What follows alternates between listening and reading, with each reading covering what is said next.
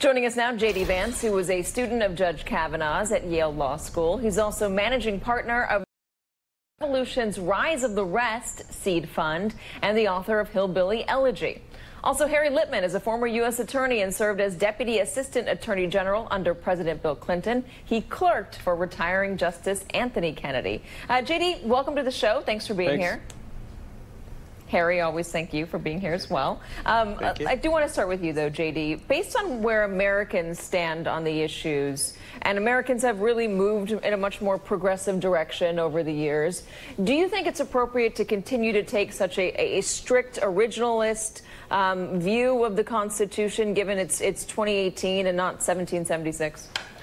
Well, I don't know that Americans have become more progressive on everything. Certainly times have changed since 1776, but how you interpret the Constitution is ultimately different from what policy preferences you want. And this is a point that conservatives make pretty often about the Supreme Court, that whether you want the laws to move in a progressive or a conservative direction, the Supreme Court is a separate institution with a separate mandate under our constitutional structure. So, for example, if you want abortion to be outlawed or you want abortion to not be outlawed, that is a question, and there's an open debate about whether that question should be decided by the Supreme Court or that question should be decided by voters and by state legislators and by federal legislators. That is a question, to me, that's about constitutional structure, not so much about policy preferences. Well, the arc of history has shown that opinions have become more progressive, and even just lately on the issues that are potentially going to come before the court or issues that have been ruled on relatively recently by the court, Americans are more progressive. Look at the polling.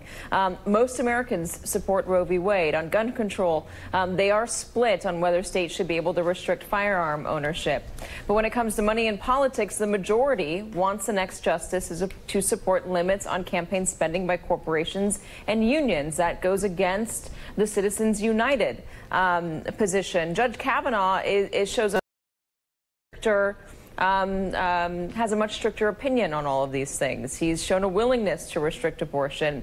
He's argued against any gun control, and he's shown support for corporate spending in politics. Now, I'm asking this question specifically to you because back when Merrick Garland was nominated by President Obama, Mitch McConnell made the argument that the American people should have a say in this. The American people should decide who they want as their next president, and they should be able to decide through that person who gets on the Supreme Court. That was all part of it. The American people have a choice, and it seems now the argument is no, the American people shouldn't have a choice. It's all about the Constitution. It feels like conservatives are trying to have their cake and eat it too on this issue.